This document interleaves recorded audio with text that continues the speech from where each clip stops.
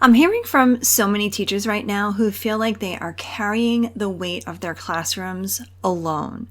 Escalating behaviors, of course, the testing pressure, parent demands, and, well, escalating behaviors. And when they reach out for support, it's inconsistent or delayed or even non-existent. Now, this episode is not going to be about blaming administrators, but it is about naming what many teachers are feeling. They're feeling unsupported, unheard, and exhausted. And maybe even more importantly, I'd like to offer some suggestions on how we can help ourselves. Hey friends, welcome to Enjoy Teaching Again, the podcast for teachers who love the work but need a little spark to bring the joy back. I'm your host, Elizabeth Peterson, classroom teacher, arts integration specialist, and passionate educator of over 25 years. If you're overwhelmed by behaviors, disengaged students, and long, exhausting days, you are not alone. But together, we can turn things around and you can teach with confidence and purpose again. So locate that cold coffee of yours, find your favorite pen, I know you have one, and let's dive in. It's time to get inspired and enjoy teaching again. So you've been hearing about the classroom reset for a while maybe, but you're wondering, okay, what exactly is inside the classroom reset? So let me take a moment to show you exactly what you get inside the classroom reset. First, we start with you, because resetting your classroom starts with resetting your mindset. And just like everything else at the Inspired Classroom, we want this to be teacher-centered. And then we're going to move into some really great proactive behavior strategies. We're going to look at creative engagement tools, simple, I said, SEL integration, and classroom culture shifts that actually stick.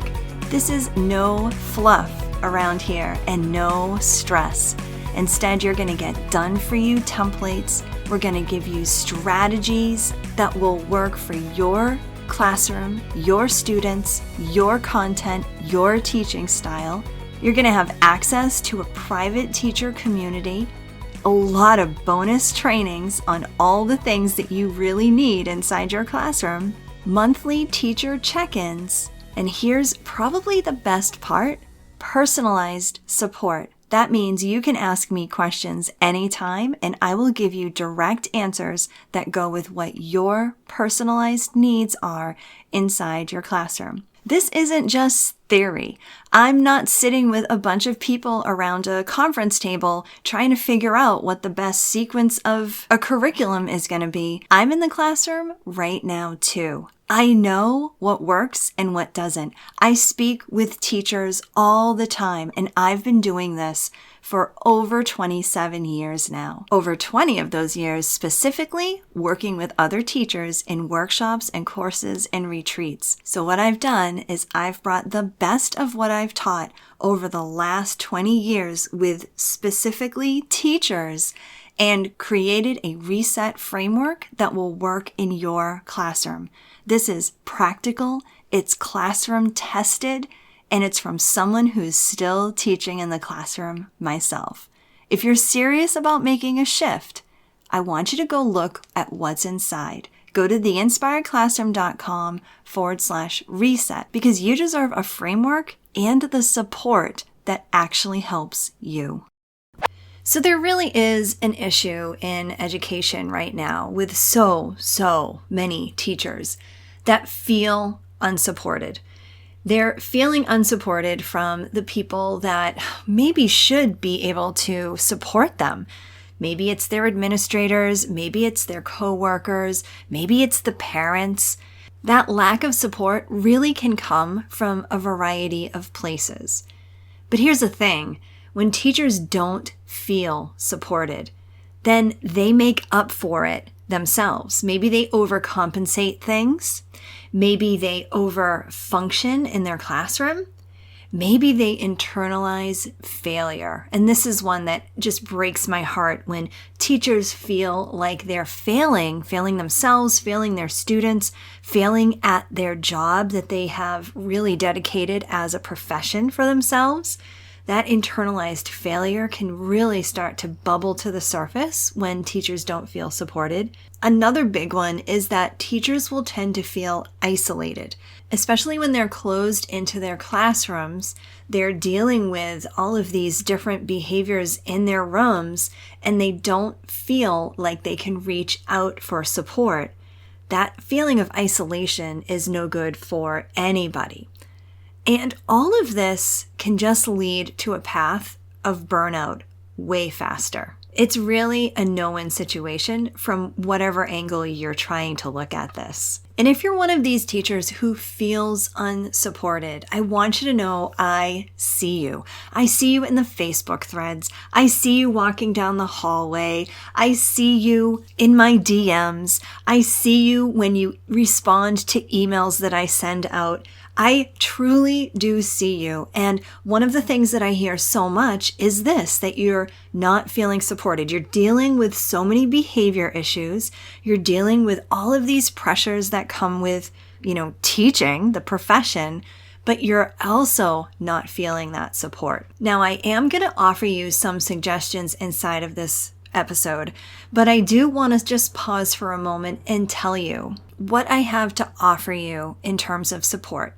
So first and foremost is this podcast. I really hope that this podcast can be a source of support for you. And if you feel like there are other teachers out there who could really use this type of support that I'm able to offer you here on the podcast, please, please, please leave a review, share a screenshot of one of your favorite episodes. Getting this podcast out to more and more teachers is going to be probably the simplest and most effective thing you can do to help other teachers and be a support for them as well. I also want to make mention of our Creative Teachers community on Facebook. If you are on Facebook, and I know many of you probably are, I want you to go find our community. You can do it easily by going to theinspiredclassroom.com/community. Okay, so theinspiredclassroom.com/community.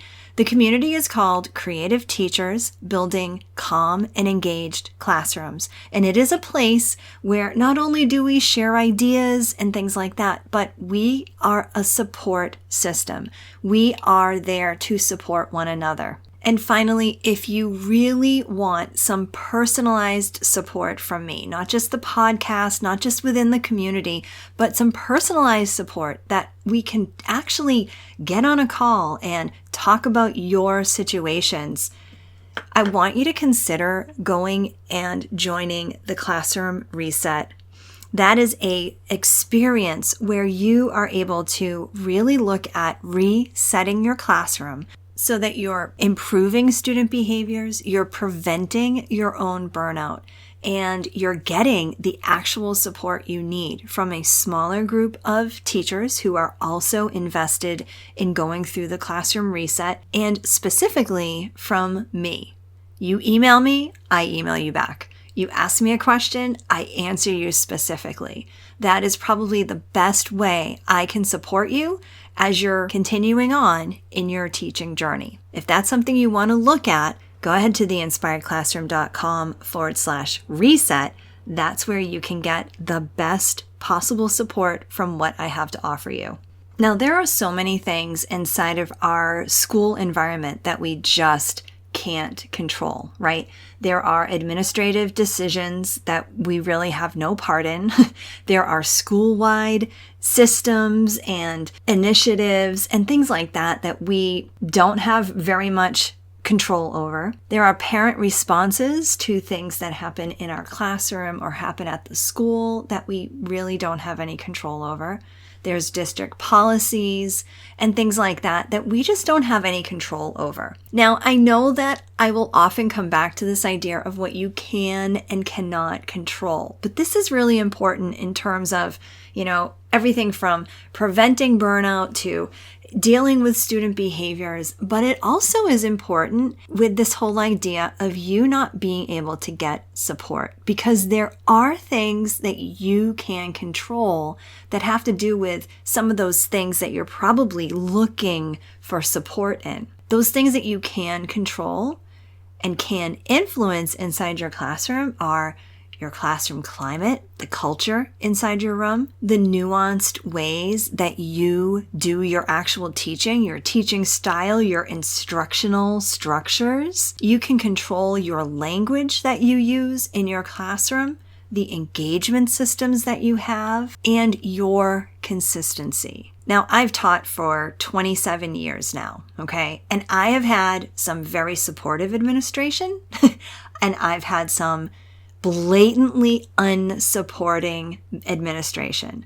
I have seen the difference and all the shades of gray in between. But regardless, I've worked so hard to really build my classroom into a place that I want to be. And I've helped so many other teachers do the same. Because those things that we can't control, some of those extreme behaviors, some of the responses we get from other people, those are things that we can't control. But if we take a good look at what we have to offer, we are able to respond to those things in a way that's going to keep our peace. In fact, I remember working with an amazing art teacher many years ago, Stacy. Love you, Stacy. But after going through some workshops and courses with me, Stacy said that, she couldn't change the hard days. The hard days were still going to happen, but she had developed the mindset and gained the strategies to be able to handle those tough days. And when you can get there, that's pretty amazing. So when you find yourself feeling unsupported, I want you to remember that there are things that you can do for yourself. Part of it is a mindset shift, but part of it is taking a look at what you do have in your control, the things you can influence, and taking action on that. The first thing to do is to document things. This is so important, and I know it's something that you know, but it's worth mentioning as this first step, so to speak, because when you can document, you can really keep a trail and a track of the things that you've already tried. This will help you in the long run. It will help others to truly see the things that you've already tried. And of course, an important piece of this is to document with intention and not emotion, with facts instead of just having an all-out venting email. So you want to stick to data, tracking behaviors, tracking the frequency of behaviors that you may be seeing.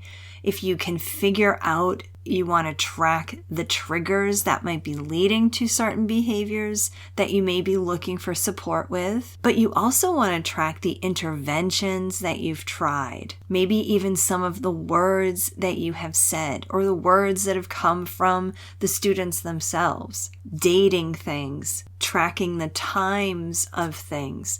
All of these will help you to really not just document what you've done and what you're observing, but it can also lead to figuring out some patterns. And let's face it, if you're looking for additional support from your administrators, they're going to respond so much better to that data, to the patterns that you're discovering and uncovering, rather than the frustration that you may be showing when you go to them with an issue.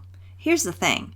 As an administrator, if they see you coming with, an emotional issue or a frustration or an overwhelm, there's only so much that they can do because they're going to look at that as something that you're dealing with. Okay, this is where we're going to get a little real here, okay? So if I was an administrator and I saw someone coming to me and they had this incredible overwhelm and this super frustration with things, I would want to help them and I would want to help that person feel better, but I wouldn't know exactly how to help them solve it because that's something that's coming from their emotion. And while I want to support that person, I may not have the exact answers for them. However, if I'm an administrator and I have a teacher who comes to me with frustration, but also the data to back up why they're having these frustrations, why this behavior is becoming more and more, they have a tracking sheet, they have the interventions they've tried, then I'm more apt to sit down with that teacher and see how we can solve this problem. See how we can find the patterns together and maybe intercept before those things get really out of control. The second thing you want to consider doing is really taking some time for yourself to clarify your non-negotiables. Here's what I mean. Think about the behaviors that you deal with on a day-to-day basis. Some things are things that you can handle in your own classroom, right? Things that you can, figure out a different system, figure out how you're going to adjust maybe the culture in your classroom, think about how you can re-engage students in a different way to kind of combat some of the behaviors you're seeing. So thinking like, okay, what behaviors really require some outside support, some support from my administration or the behavioral specialist at my school? And thinking about that versus what are some of the things that I have the influence over and I can stabilize inside my own classroom using my own resources. Sometimes teachers can, think that they need to address every single behavior with their administration, or, and I see this even more often, I see a lot of teachers who just wait too long. So taking a moment to really clarify for yourself, what kind of behaviors are you going to handle on your own and what is drawing the line? What are your non-negotiables? And doing that clarification work can really help to reduce the emotional overload. So figure out what you're willing to take on for yourself and what you really do need support with. And then just like I tell you to be proactive with your students, be proactive with your administration. Set up a meeting with your administrator where you can just talk about those things that are becoming too much in the classroom. Come to them with some of that data that you've been collecting and let them know that these are the types of things that you really do need some support with, and see what comes about from there. The third thing is to build classroom level systems that are really, really strong. Here's where you can take back your power in your classroom and exercise your influence. And this is what I love helping teachers with inside the Classroom Reset. Because when your culture is strong, when you have a good foundation, you can layer on stronger and stronger systems to improve student behaviors. And when your culture is strong, there are fewer referrals needed, there's fewer daily escalations, fewer power struggles, and less reliance on external backup plans, right? Less need for an external support. The fourth thing to consider is being able to find some parallel support. So if the administration in your school feels a little weak, perhaps you can build some peer alliances. And this can be as simple as doing something like, if one of your students is being nudgy, and you're becoming a little bit more of a behavioral issue, sometimes what I'll do is I'll tell them, I'm going to tell last year's teacher about what I'm seeing right now. And I know that last year's teacher is one of my very good friends, and just the mention of her name gets them to sit up straight and look with wide eyes, thinking to themselves, well, I don't want my fourth grade teacher to know what I'm doing. And so that's a small example of what I'm talking about when I say building peer alliances.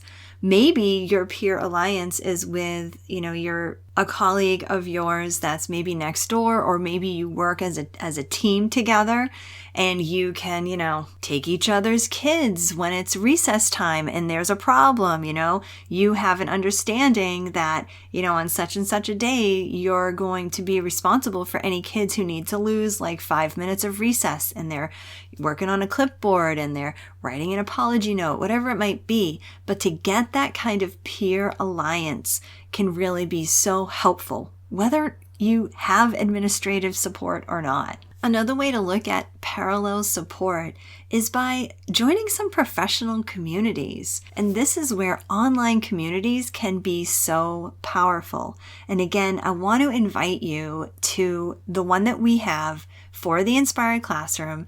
Just go to theinspiredclassroom.com/community to be a part of a growing group of teachers who are creative, who are caring, who are positive, and who are real. Real teachers knowing the struggles that go along with this profession. Finding good, positive support outside of your school is sometimes just the thing you need. And the fifth and final thing I want you to consider is actually making a mindset shift from waiting for support to stabilizing what you can in your own classroom. This can really, really help you so much, especially when you're not getting the support you need. Because when things are really hard and when you feel like you're doing this alone, it's actually so easy to focus on that one student or that couple of students that are really, really bringing things down. You know what I'm talking about, right? You know who I'm talking about inside your classroom. The one that interrupts everything, that pulls your attention constantly, that throws off the entire rest of the class. And the question that you may start asking yourself, because I know I have in the past, is how do I get my administration to just fix this? When are they going to come in and just start fixing this, issuing more consequences, figuring out how we can handle this kid? But when that support isn't coming, or it's inconsistent, or it's even just delayed, we need to ask ourselves a different question. And that question might be something like, what can I do in my classroom that makes this behavior harder to happen in the first place? Because even if that student or that small group of students is still struggling, if the rest of your class is stable and routines are clear and your engagement is strong and expectations are just really lived out every single day, that one situation that pops up doesn't tend to control your entire day anymore. And this is where you start taking your own power back in your classroom, because you're not waiting anymore. You're not stuck. Instead, you're building something inside your classroom that really works, even when support outside your classroom tends to be limited. So here's how I want you to think about this, okay?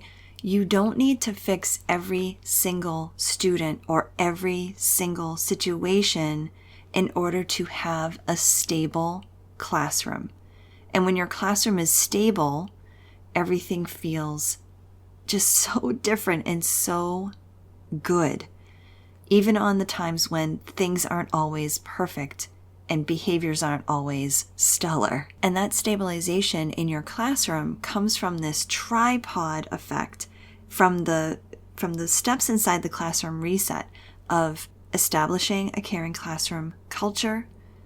Another foot of the tripod is engaging your students in creativity and supporting your students' social and emotional needs for the classroom. So instead, you're not constantly reacting. Instead, you're being proactive and you're having that influence inside your classroom so that your students can really learn. They have the environment for them to learn. You can breathe again. You can actually teach. So if you're feeling unsupported right now, I just want to say this really clearly. That feeling is real. It is. It's hard. And it makes the job just even more harder than it should be.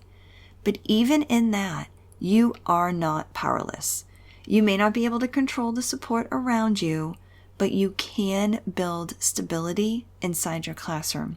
And when you do that, that's when things can start to really shift in your direction, that direction that you want. The energy will start to feel a little bit different. The pressures that are just innate with this profession can start to feel a little different. And little by little, you start to feel like your teacher self again in your own classroom. And if you're looking for support in doing that, that's exactly the work that I do with my teachers inside the Classroom Reset and inside of our community. So be sure to check that out and see if that's really the right next step for you, okay? But today, I just want you to start here. So to do a quick review of these things I want to suggest to you when you feel like you just don't have the support. Number 1, document things. Document things with intention and facts and data, not with emotion.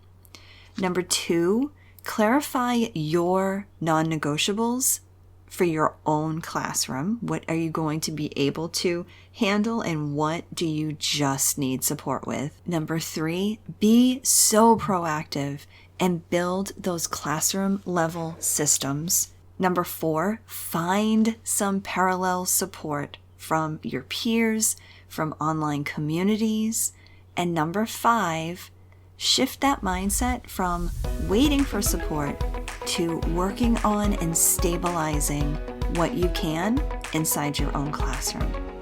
I hope this episode inspired you, encouraged you, or gave you a fresh idea to try. And if so, I would love for you to take a screenshot and text it to one of your teaching buddies. I'm so grateful that you landed here with me today, and it would mean the world to me if you would leave me a review over on Apple Podcast. Thanks so much for being here, and I'll catch you on the next episode. This is Elizabeth Peterson reminding you to get inspired so you can be inspiring to your students and enjoy teaching again.